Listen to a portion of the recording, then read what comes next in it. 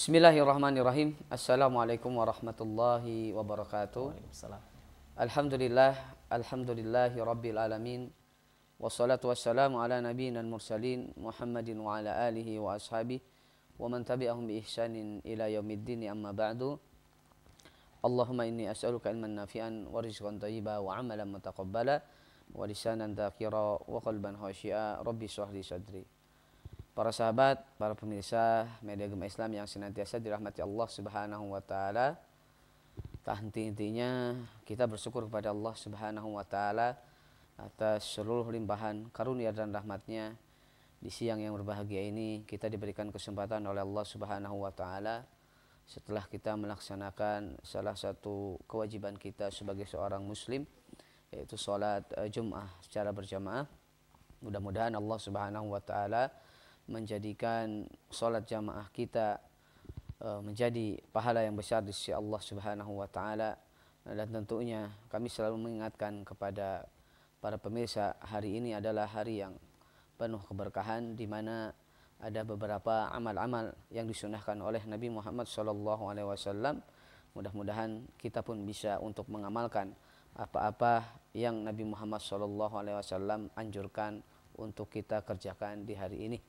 Salawat dan salam tak lupa kita curahkan kepada suri tauladan kita baginda Nabi Muhammad SAW beserta keluarganya, para sahabatnya, serta orang-orang yang mengikuti risalahnya hingga akhir zaman. Alhamdulillah, atas izin Allah Subhanahu wa taala, pada pertemuan yang lalu kita membahas di poin yang ketujuh di dalam kitab Kaifa Takunu Miftahan lil Khairi. Bagaimana caranya agar kita mampu untuk membukakan pintu kebaikan untuk saudara kita, yang dikarang oleh Syekh Abdul Razak bin Abdul Muhsin Al-Abbad hafizahullahu ta'ala. Dan insyaallah kita akan masuk ke poin berikutnya di dalam kitab ini, yaitu Al-Amru Tsamin, perkara yang ke-8 atau kunci pembuka pintu kebaikan yang ke-8. Qala al-muallif hafizahullahu ta'ala, tadhakkurul akhirati wal wuqufi baina yadayillahi ta'ala, yaitu mengingat akhirat, wal wuquf baina yadayillah, dan senantiasa mengingat Allah Subhanahu wa ta'ala.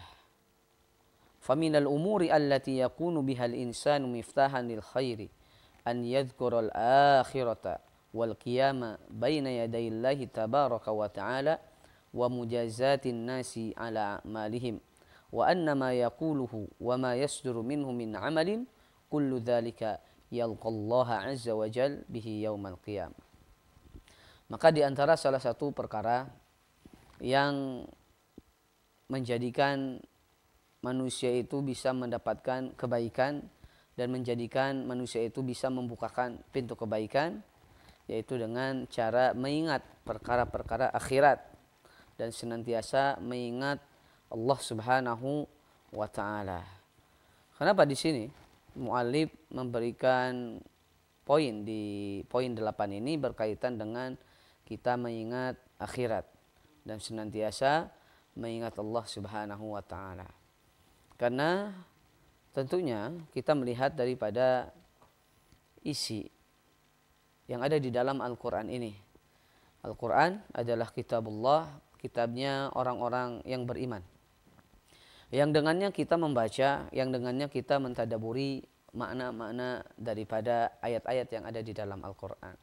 Dan tentunya ketika Allah Subhanahu wa ta'ala menurunkan ayat-ayat yang ada di dalam Al-Quran, tentunya Allah Subhanahu wa ta'ala memberikan kandungan-kandungan, makna-makna di balik ayat-ayat yang ada di dalam Al-Quran tersebut.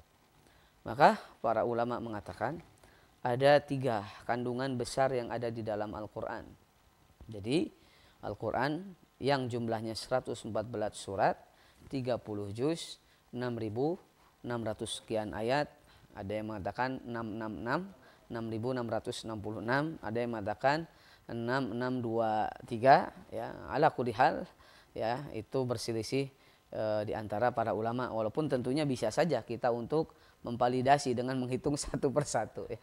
Tapi nampaknya yang paling terpenting kita bukan hafal jumlah ayat yang ada dalam Al-Quran, Tetapi intinya di mana kita mampu untuk mentadaburi ayat-ayat yang ada di dalam Al-Quran.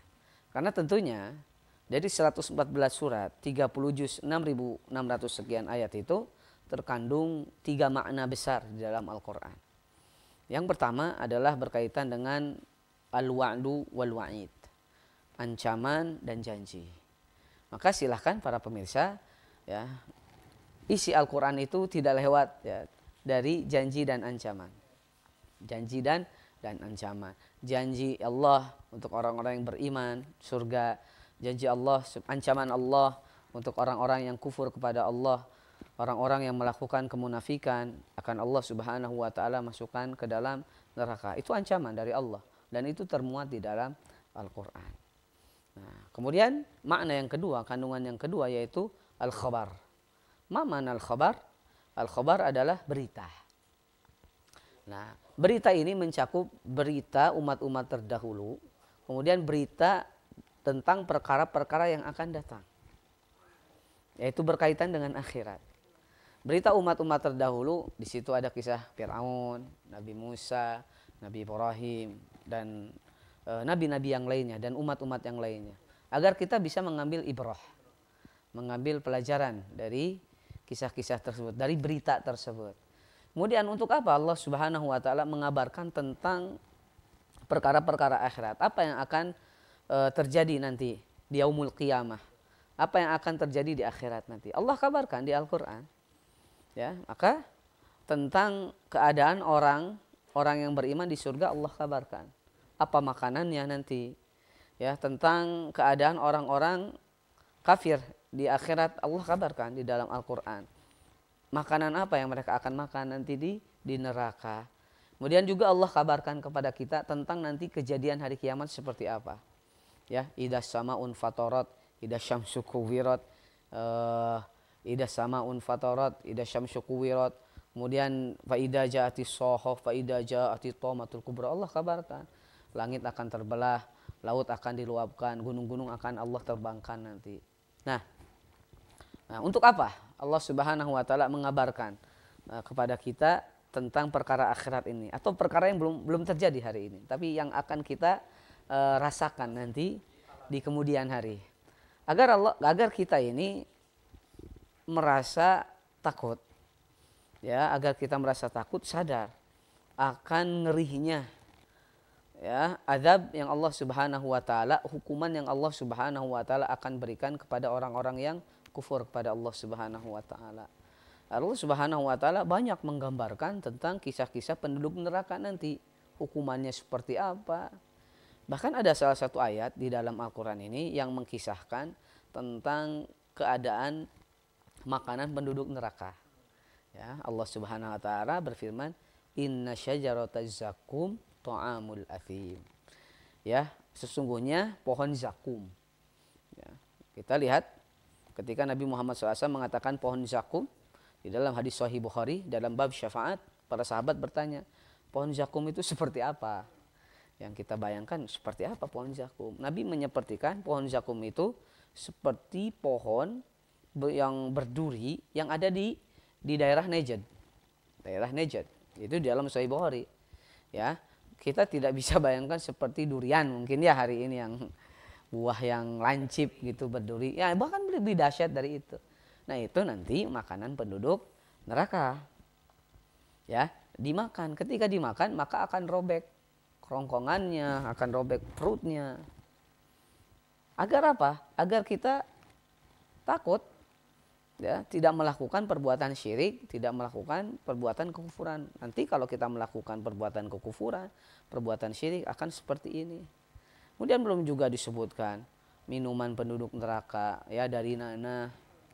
Penduduk surga Allah sebutkan makanannya buah-buahan, ya. Kemudian bersama bidadara untuk perempuannya. Supaya apa? Termotivasi. Ya, termotivasi agar kita berusaha untuk melakukan kebaikan. Nah, makanya di sini mu'alif agar kita mendapatkan kebaikan dan mampu membukakan pintu kebaikan itu senantiasa yang namanya mengingat perkara akhirat. Dan Allah sudah sebutkan di dalam Al-Quran tentang perkara akhirat ini di beberapa ayat yang ada di dalam Al-Quran, dan banyak sekali kalau kita ingin mentelaah, ya. Kemudian kandungan yang ketiga, al-awamir wan nawahi, perintah dan larangan. Coba kita perhatikan 114 surat ini, 30 juz ini, semua ya, sebagian isinya itu perintah dan larangan. Perintah apa Kak Ihsan kira-kira di Al-Quran? Tauhid, perintah salat, perintah puasa ada, zakat ada. Larangan apa? Larangan syirik ada, larangan durhaka kepada kedua orang tua, larangan mencuri, larangan berzina, larangan yang lainnya banyak. Maka ini isi Al-Quran. Ya. Lalu kenapa? Di sini kita mengkaitkan Al-Quran dengan poin ini. Ya. Karena ketika kita ingin mengingat akhirat, tidak perlu ya untuk membuka kitab yang lainnya sebenarnya. Dengan kita membaca Al-Quran, mentadaburi Al-Quran, itu sebenarnya sudah cukup. Walaupun kita tidak menafikan, banyak para ulama ini membuat karya-karya, ya, menulis kitab-kitab itu tentang huru-hara hari kiamat, huru-hara tentang akhirat nanti. Nah, tetapi sebenarnya sudah kita juga sudah cukup ngeri ketika mentadabbur Al-Quran. Coba bayangkan, idza syamsu kuwirat, langit terbelah, kemudian wa idal biharu fujirat, lautan diluapkan, gunung diterbangkan. Itu kan wah ngeri sekali. Ya. Supaya apa? Nah, di sini mu'allif menjelaskan. Untuk apa? Kita mengingat akhirat, lihat. Wa mujazati a'malihim wa anna ma yaquluhu wa ma yasduru minhu min amalin kullu dzalika yalqallaha azza wa jalla bihi yaumal qiyamah.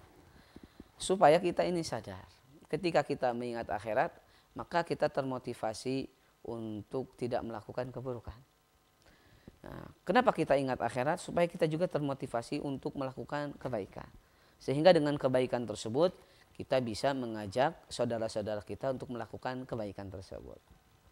Dan kita juga termotivasi untuk tidak melakukan keburukan tersebut, supaya kita juga tidak mengajarkan keburukan kepada orang lain. Nah, jadi dalam poin ini ada dua faidah ketika kita mengingat akhirat dan mengingat Allah Subhanahu wa taala. Apa? Poin yang pertama, kita menjadi pembuka pintu kebaikan. Poin yang kedua, menutup pintu keburukan. Nah, kenapa? Karena nanti kita di akhirat wa mujazatin nasi ala a'malihim. Karena ketika di akhirat itu hanya ada satu keputusan. Dalam arti satu keputusan apa? Kita ya akan dihadapkan kepada mahkamah yang paling agung. Mahkamah yang paling agung ya. Kalau di sini ada pengadilan, di akhirat juga ada pengadilan. Kalau di sini mohon maaf, pengadilan bisa mungkin dibayar pakai uang, mungkin ya. Dengan pengacara, kemudian yang tadinya harus memutuskan A bisa jadi B kalau di dunia.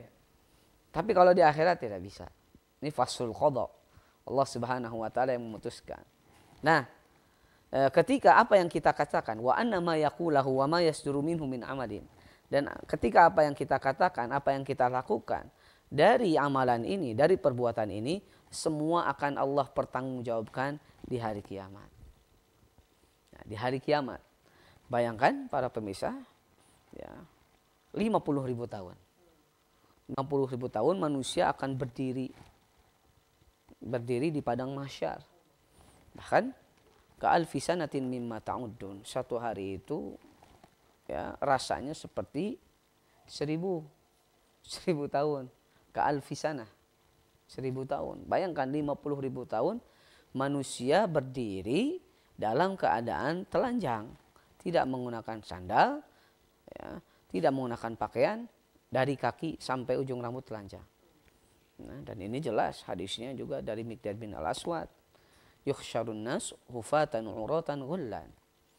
Manusia itu nanti dikumpulkan di padang mahsyar dalam keadaan telanjang, tidak menggunakan sandal, telanjang kaki sampai ya kepalanya telanjang. Kemudian ya, Allah Subhanahu wa taala menggantikan bumi yang kita pijakan hari ini dengan bumi yang baru. Hari ini kita berpijak di bumi. Nanti Allah gantikan dengan bumi yang baru. Ya. Nabi Muhammad SAW mengatakan dalam hadisnya, kakir satin naqiyah. Ya. kita berpijak di bumi yang baru yang berwarna merah seperti lempengan roti. Tapi mohon maaf, tidak boleh dibayangkan seperti mungkin sari roti yang rasanya stroberi, ya tidak boleh. Tapi Nabi mengatakan seperti itu, kakir sotin naki, ya, lembut seperti lempengan roti. Ya, artinya terbayang hari ini kita tidak ya memijakan kaki kita di tanah yang hari ini kita pijakan. Artinya dunia ini hancur. Ya. Semua makhluk Allah hancur kecuali beberapa makhluk yang Allah tidak hancurkan. Ya, seperti Arash, ya, surga, neraka tidak Allah hancurkan. Nah, kita akan menghadap Allah Subhanahu wa taala. Di sini mu'allif mengatakan wa anna ma yaquluhu wa ma yasru minhu min amalin kullu dzalika yalqallaha azza wa jal bihi yaumal qiyamah. 50.000 tahun Allah Subhanahu wa taala akan meminta pertanggungjawaban atas amalan kita.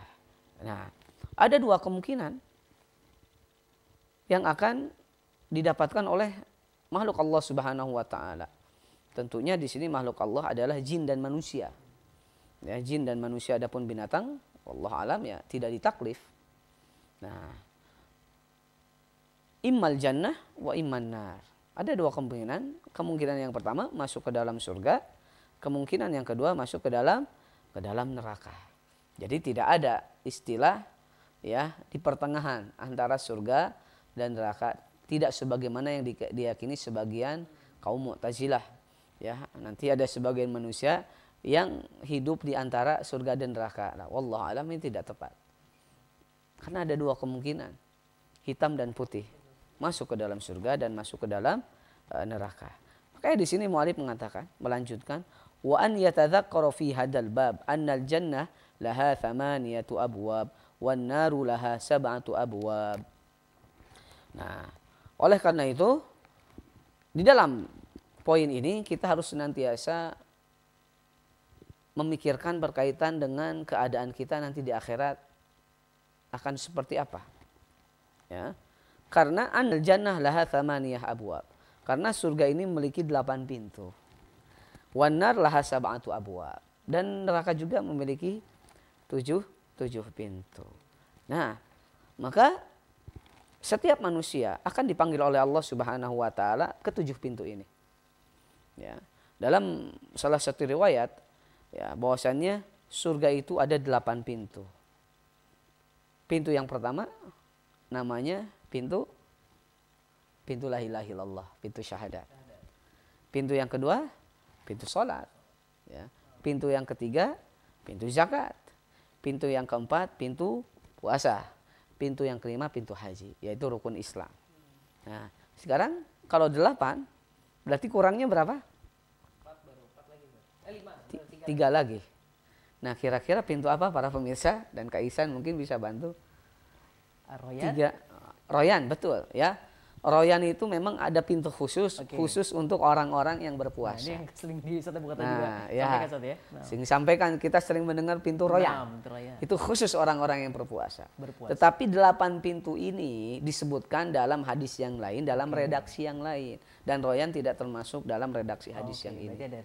Ada yang lain. Berarti 3 pintu yang lain daripada rukun Islam itu adalah pintu jihad, pintu sedekah, kemudian pintu birrul walidain. Ya, ditambah lagi dengan pintu Royan, ya, walaupun redaksinya di hadis yang berbeda. Tapi dalam 8 pintu itu disebutkan tadi yang kita sebutkan rukun Islam yang 5 ditambah 3 jihad, sedekah dan birrul walidain. Nah, kita akan dipanggil di ke-8 pintu itu. Kalau seandainya ya kita sholatnya rajin, bisa jadi kita dipanggil masuk ke pintu sholat. Bisa jadi orang tersebut dipanggil dari pintu sholat, pintu puasa, pintu zakat. Kalau orangnya sering sholat, sering puasa, bisa dipanggil. Ya. Kalau seandainya orang tersebut hartanya mampu, berhaji, bersedekah, kemudian berjihad di jalan Allah, baik pada orang tua, baik kepada kedua orang tua, dimungkinkan dia akan dipanggil ke pintu-pintu itu. Ya, pintu-pintu itu. Maka semua kita akan dipanggil. Ya, melalui pintu-pintu, tergantung amalan mana yang paling unggul, yang sering kita laksanakan. Ya, yang sering kita laksanakan. Nah, oleh karena itu mengisyaratkan kepada kita dari pernyataan mu'alif ini dan dari hadis Nabi Muhammad SAW tentang adanya 8 pintu di surga, ya. Dan neraka pun ada pintunya. Nanti kita akan jelaskan. Berarti menunjukkan, mengisyaratkan kepada kita semua mafatihul khair kasir. Pintu kebaikan itu banyak, bukan satu. Kalau Anda merasa fisiknya lemah tapi hartanya banyak, tidak perlu bersedih. Anda tidak mampu berpuasa karena fisiknya lemas. Ya, hanya mampu berpuasa wajib saja. Tidak mampu untuk melaksanakan puasa sunnah Senin, Kamis. Tidak perlu bersedih. Dengan harta Anda bisa mendapatkan pintu kebaikan sedekah. Kalau kita tidak punya harta, punya fisik yang kuat, kita bisa memperbanyak sholat, memperbanyak puasa. Ya, maka kita akan mendapatkan keutamaan puasa, keutamaan sholat, dan akan dipanggil dari pintu ini. Jadi tidak ada alasan hari ini orang yang beriman untuk tidak beramal. Saya tidak mampu puasa sunnah. Ada amalan yang lain, karena pintu surga itu bukan satu. Ya, silahkan bermuhasabah. Kira-kira kita mau masuk pintu yang mana ini? Yang kita mampu. Ya mudah-mudahan semuanya mampu. Kalaupun kita lemah dari sisi ini, maka Allah akan membukakan pintu kebaikan yang lain untuk kita. Tidak punya harta, masih bisa dengan fisik kita. Kita sholat, tidak perlu harta, ya, perlu kuat, perlu tenaga. Ya. Kemudian, kalau misalnya tidak bisa berjihad di jalan Allah Subhanahu Wa Taala, kita masih punya orang tua, berbakti kepada orang tua, dan itu jihad. Kita dimasukkan ke dalam pintu, ya tadi birrul walidain. Nah, ini menunjukkan pintu kebaikan itu banyak. Berarti membukakan pintu kebaikan untuk orang lain juga banyak. Hari ini kalau kita ingin membukakan pintu kebaikan untuk lain, tidak punya harta, tidak perlu bersedih. Kita punya ilmu. Bukakan pintu kebaikan untuk orang lain dengan ilmu kita. Kalau hari ini kita punya harta tapi ilmunya belum cukup, tidak perlu bersedih. Kita berikan, keluarkan, ya, sebagian harta kita untuk membukakan pintu kebaikan.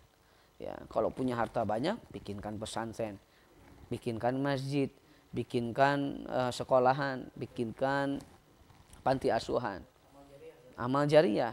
Ini pintu kebaikan.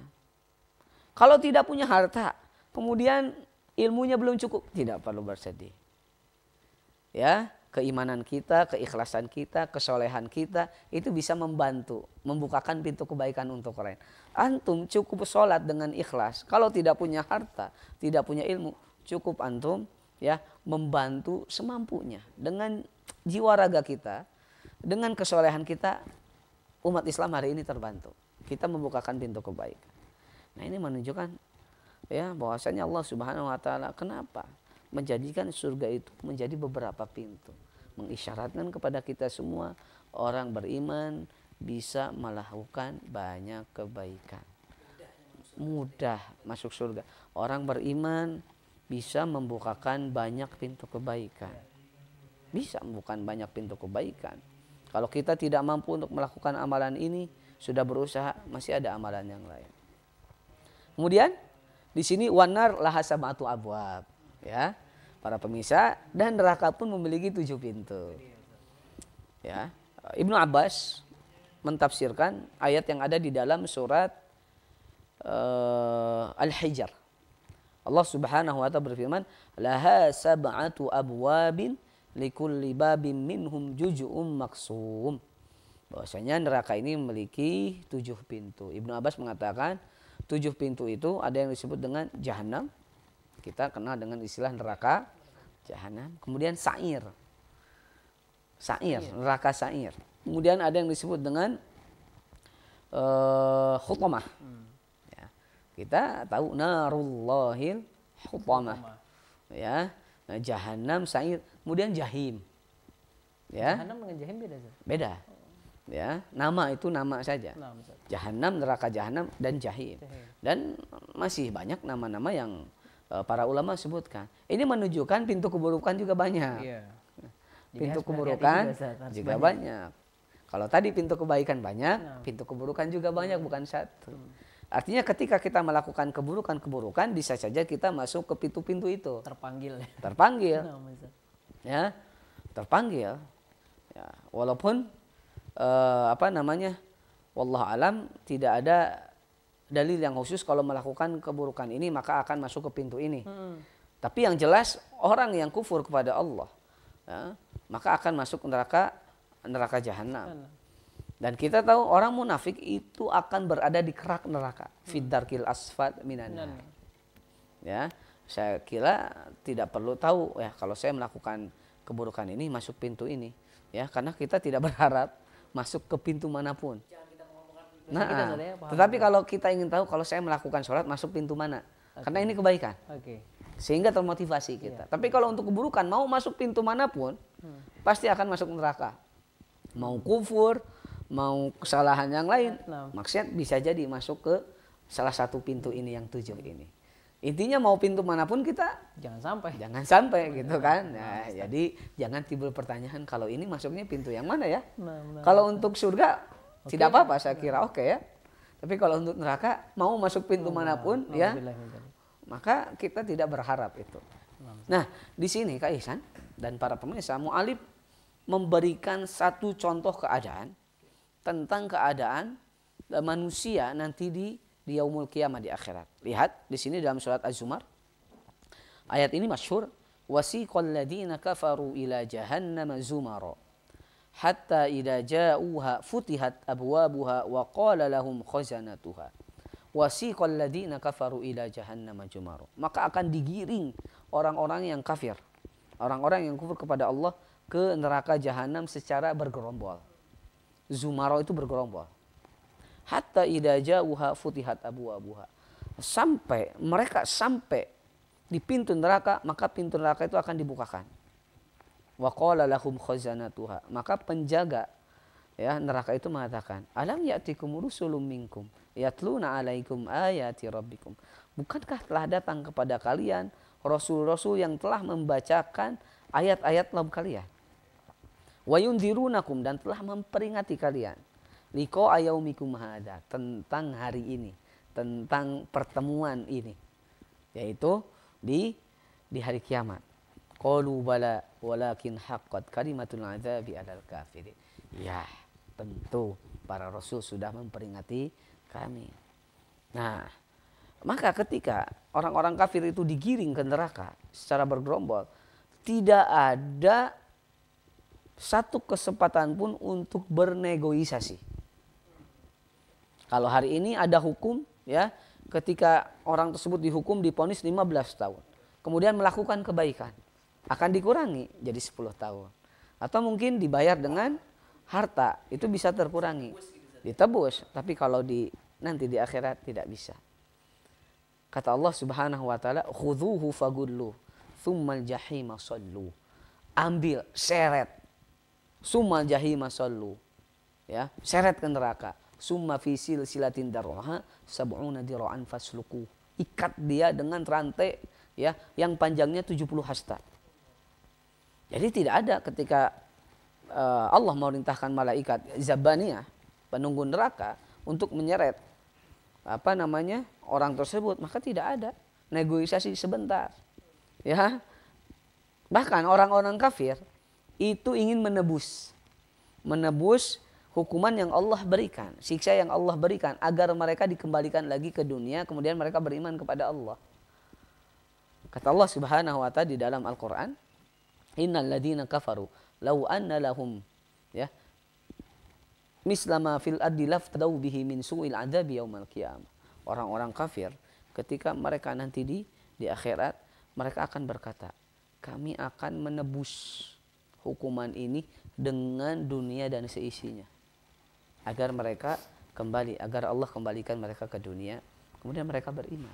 Akan mengganti, menebus hukuman ini dengan dunia dan seisinya. Apa kata Allah? Ma tukubbila minhum. Ya, kami tidak akan menerima tawaran tersebut. Kenapa? Kalla innaha kalimatun huwa qailuha. Itu hanya angan-angan belaka saja. Ya. Bahkan pernyataan orang-orang kafir nanti di yaumul qiyamah, di akhirat nanti ya, Mereka mengatakan, inna anzarnakum adzaban qariba yauma yanzurul mar'u ma qaddamat yadah wa yaqulul kafiru ya laitani kuntu turaba. Orang kafir berkata, ya laitani, aduhai, alangkah baiknya dulu aku hidup di dunia itu sebagai tanah. Karena tanah tidak ditaklif, benda mati. Tidak dihisab. Tidak dihisab. Nah, Qila dukhulu abwaaba jahannam khalidina fiha. Qila dukhulu, masuklah kalian ya ke pintu neraka jahanam selama-lamanya, khalidina fiha.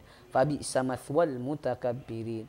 Maka seburuk-buruk tempat ya kembali orang-orang yang sombong, orang-orang yang kufur kepada Allah Subhanahu wa taala akan mendapatkan tempat yang paling buruk nanti di akhirat.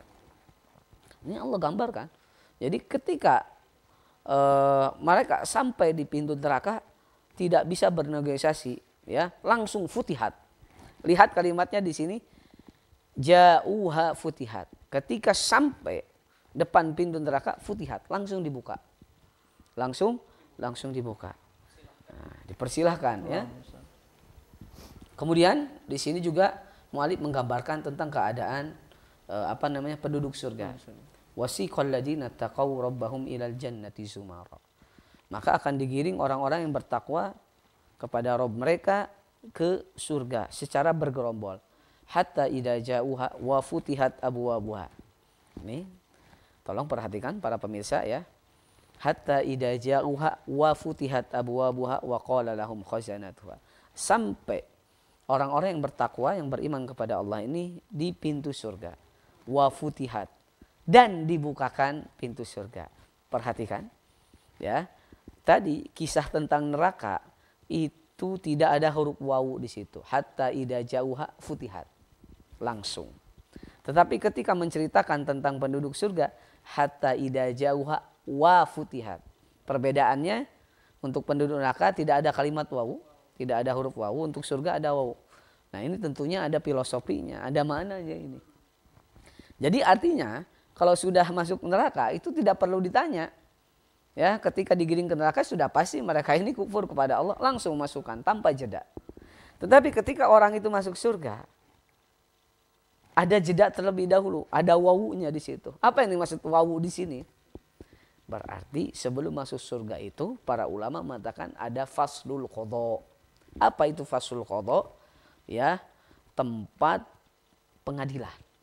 Artinya apa? Sebelum masuk surga, manusia, jin tidak boleh membawa dosa sedikit pun. Harus dibersihkan.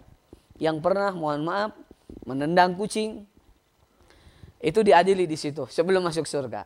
Masuk ke dalam surga, ya harus dalam keadaan suci, bersih. Makanya di sini kalimatnya wawu, wafutihat, ada wawunya. Yang pernah mukul binatang, diadili sama Allah Subhanahu wa taala. Sehingga masuk ke dalam surga dalam keadaan bersih, suci. Nah, kemudian wa qala lahum khazanatuha salamun alaikum tibtum fadkhuluha khalidin. Silahkan masuk.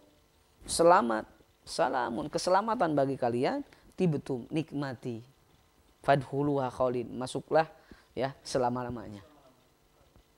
Ini ya, kalau kita pernah melakukan dosa sekecil apapun, diqadha di situ sebelum masuk surga, dibersihkan dulu. Dibersihkan, namanya faslul qadha. Ya, faslul qadha.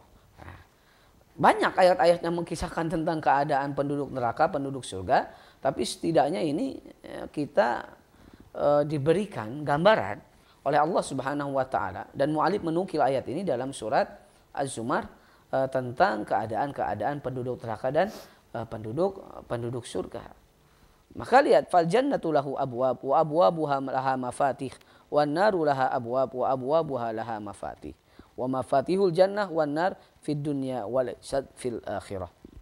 Nah, oleh karena itu dari ayat ini ya Allah mengabarkan kepada kita semua tentang surga dan neraka, bahwasannya kedua-duanya memiliki pintu, yang pintu itu akan terbuka bagi orang-orang yang beriman, dan pintu neraka akan terbuka bagi orang-orang yang kufur. Dan orang yang beriman itu melakukan kebaikan. ya, melakukan kebaikan, melakukan sholat, melakukan zakat, melakukan sedekah, melakukan amalan-amalan, dan kita akan dipanggil oleh Allah Subhanahu wa taala di antara 7 pintu itu. Ya. Oleh karena itu, pintu neraka pun sama. Mohon maaf, pintu surga berapa? 8 tadi yang disebutkan. Pintu neraka 7. Nah, mana yang menunjukkan bahwasannya keburukan itu akan menyebabkan orang itu dipanggil, dimasukkan ke dalam neraka. Kita bisa ambil salah satu ayat yang ada di dalam Al-Quran. Dalam surat Al-Mudassir. Allah Subhanahu wa taala bertanya, ya, kepada orang-orang yang tidak melakukan sholat. Allah mengatakan, "Ma salakakum fi saqar?" Ma salakakum fi saqar. Apa yang menjadikan kalian itu masuk ke neraka Sakor? Nah, berarti Sakor itu juga salah satu pintu yang ada di neraka, nama neraka. Jadi ada pintu Sakor. Apa yang menjadikan kalian masuk neraka Sakor? Qalu lam nakum minal musallin. Dulu kami tidak sholat. Walam naku nut'imul miskin. Dulu kami tidak memberi makan orang-orang miskin.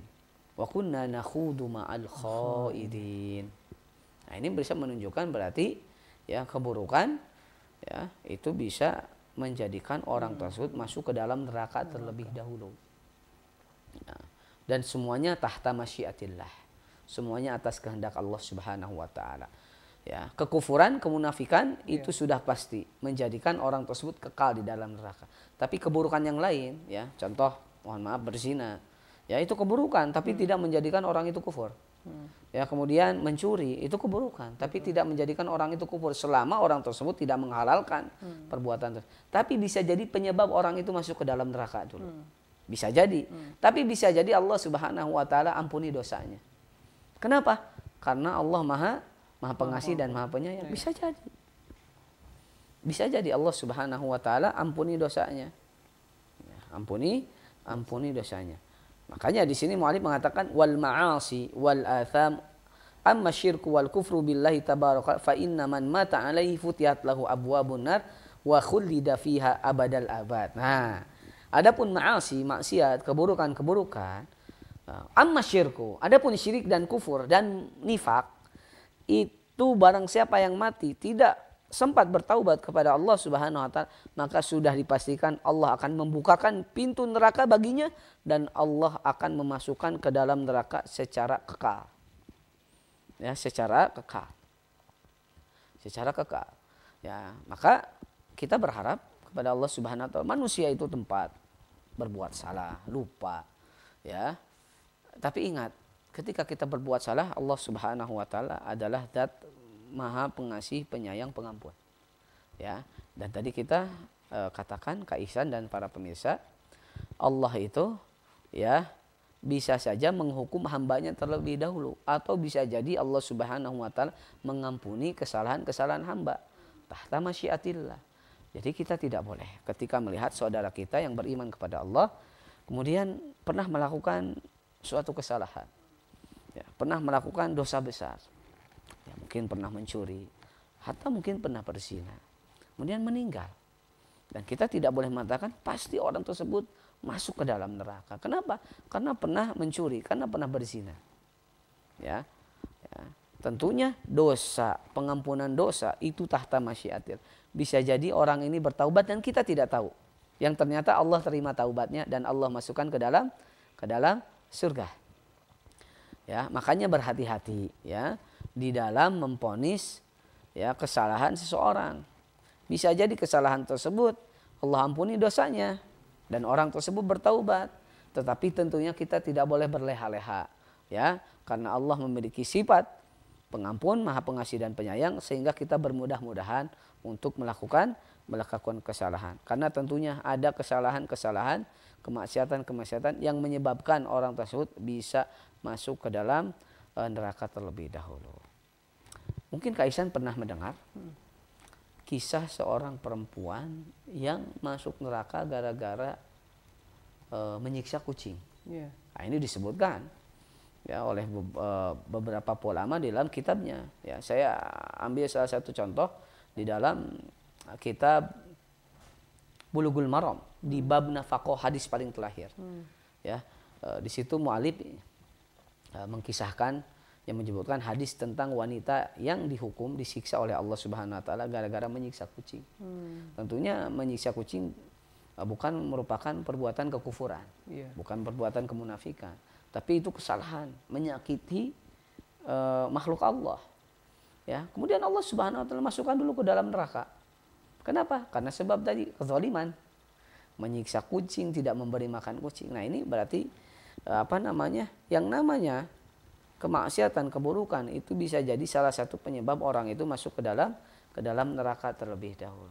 Dan bisa jadi kebaikan yang kita anggap remeh sepele bisa jadi penyebab orang tersebut masuk ke dalam surga. Kita tahu tentang seorang wanita yang memberi minum anjing. Betul. Ya, mohon maaf, wanita apa mungkin bahasanya ya, zaniyah, wanita pezina, memberi minum anjing yang sedang kehausan, iba. Kemudian Allah Subhanahu wa taala ampuni dosanya dan Allah masukkan ke dalam surga. Kemudian dalam hadis yang lain tentang ashabul bitaqah, pemilik kartu. Nah, di sini bukan kartu as, bukan kartu joker. Ya, ini disebutkan dalam hadis Sauban. Itu kan dikisahkan nanti ada seorang laki-laki yang dipanggil di hadapan manusia, kemudian Allah perlihatkan keburukan yang begitu banyak. Keburukannya itu sebesar apa? Sebanyak apa? Dari sepanjang mata ini memandang jauh, banyak. Keburukannya banyak sekali.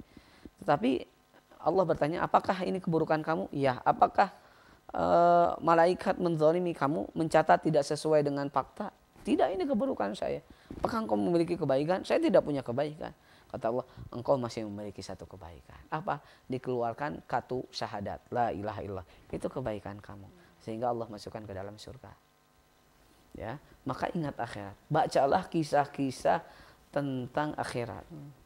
Sehingga memotivasi kita untuk senantiasa kita mendapatkan kebaikan dan mampu membukakan pintu kebaikan. Baik, Kak Ihsan, nampaknya berbicara surga neraka ini banyak sekali betul, yang harus kita mungkin sebutkan, kita sampaikan. Tentunya huru-hara tentang hari kiamat ini panjang, bahkan ada kitab tentang huru-hara hari kiamat khusus ya.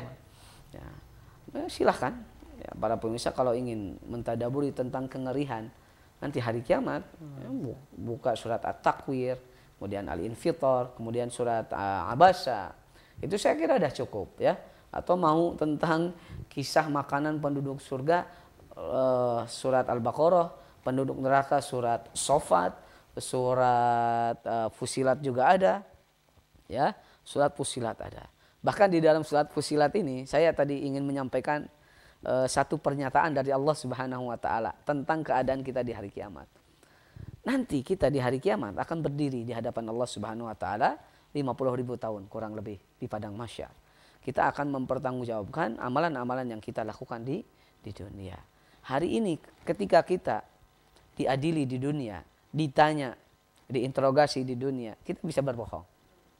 Ya, bisa berbohong. Dengan lisan kita ini kita bisa berbohong. Tetapi di akhirat, ya, walaupun kita ingin berbohong, lisan kita berbohong, tangan kita akan berbicara. Kulit kita akan berbicara. Apa kata Allah Subhanahu wa taala? Wa qalu li juludihim lima syahidtum alaina qalu antaqanallahu alladzi antaqa kullasyai. Lihat, wa qalu li juludihim, kulit-kulit mereka akan bicara. Kalau kita ingin berbohong, kita tidak mampu berbohong karena kulit kita pun berbicara.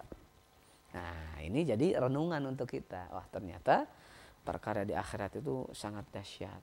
Ya, sehingga kita termotivasi untuk melakukan kebaikan dan membukakan pintu kebaikan. Barakallahu fikum. Insyaallah kita akan lanjut ke segmen yang kedua dan kita akan jelaskan. Masya Allah. Bismillahirrahmanirrahim.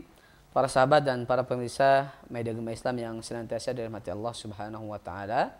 Setelah kita menjelaskan beberapa ayat, beberapa nas yang mengkisahkan tentang keadaan kita di akhirat nanti, dan tadi kita sebutkan bahwasanya manusia itu akan mendapatkan dua kemungkinan nanti di akhirat. Yang pertama, immal jannah wa imman nar. Masuk ke dalam neraka, kemudian masuk ke dalam surga.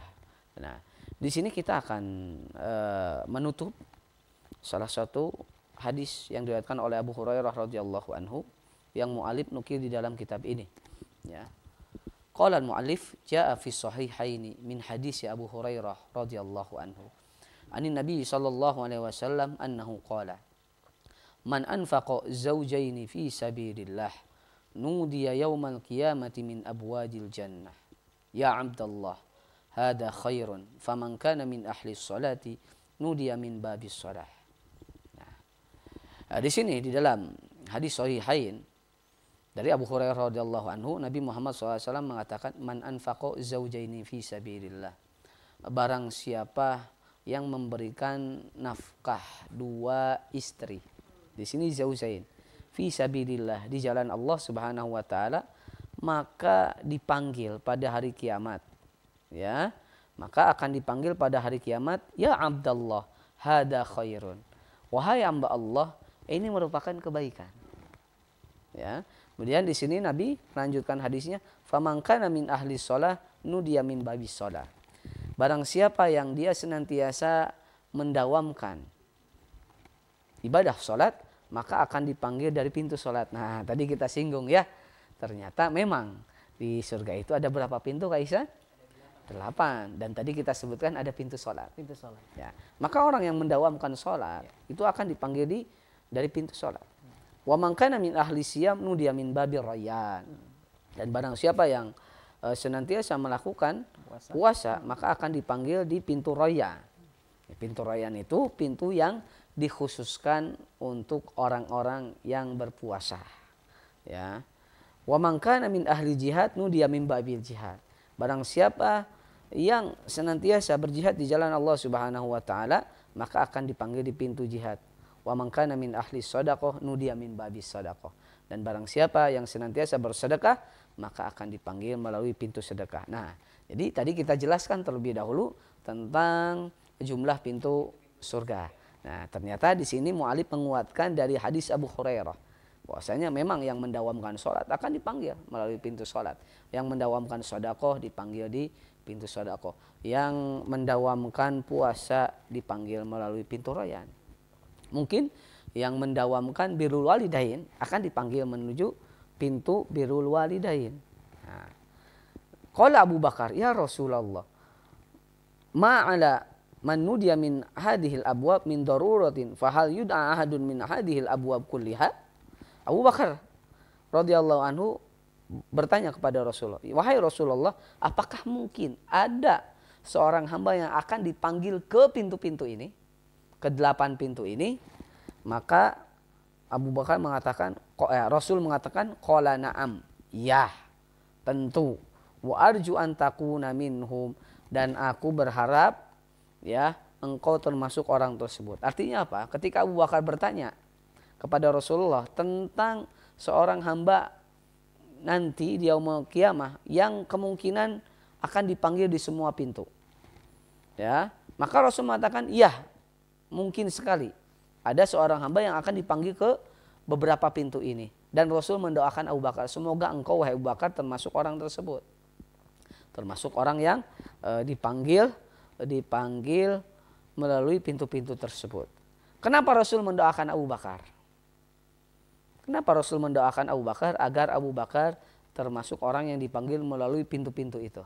Yang pertama, karena Abu Bakar orang yang paling bersemangat untuk meraih kebaikan, untuk mendapatkan kebaikan. Ya, untuk mendapatkan kebaikan. Dan kita tahu Rasulullah SAW berharap agar Abu Bakar termasuk orang yang akan dipanggil di beberapa pintu itu. Karena terbukti dari hadis yang lain, dikisahkan ketika Rasul bertanya kepada para sahabat. Suatu saat Rasul bertanya kepada para sahabat dalam salah satu riwayat, siapa yang hari ini memberi makan fakir miskin? Tidak ada yang mengacungkan tangan kecuali Abu Bakar. Ana ya Rasulullah. Siapa yang hari ini mengantarkan jenazah? Tidak ada yang mengacungkan tangan kecuali Abu Bakar. Siapa yang hari ini menjenguk orang sakit? Ya, maka tidak ada yang mengacungkan kecuali Abu Bakar. Jadi yang pertama memberi makan fakir miskin, mengantar jenazah, kemudian tadi menjenguk orang sakit. Siapa yang hari ini berpuasa? Di sini yang dimaksud puasa sunnah, bukan puasa wajib. Karena kalau puasa wajib tidak perlu bertanya Nabi. Maka tidak ada yang mengacungkan kecuali Abu Bakar.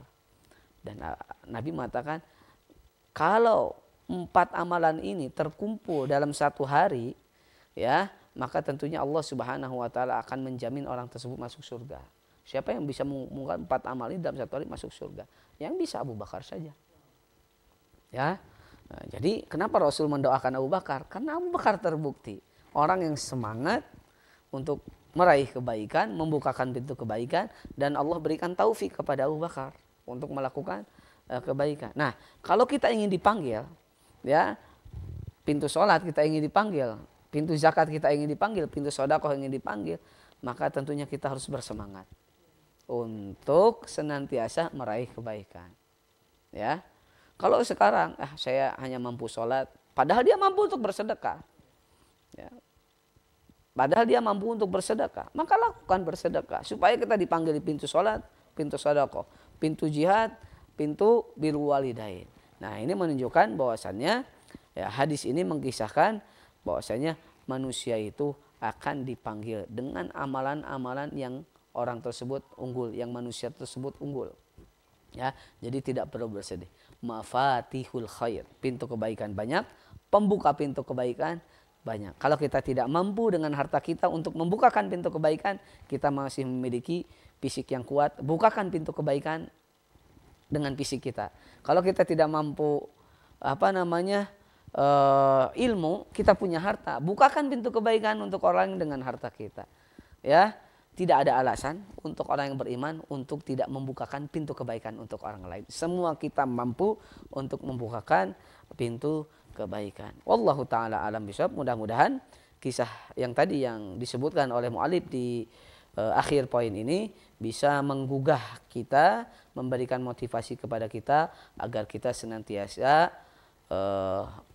memperbanyak untuk melakukan kebaikan, ya, untuk memperbanyak mengingat, ya, keadaan manusia nanti di akhirat, di yaumul qiyamah. Barakallahu fiikum.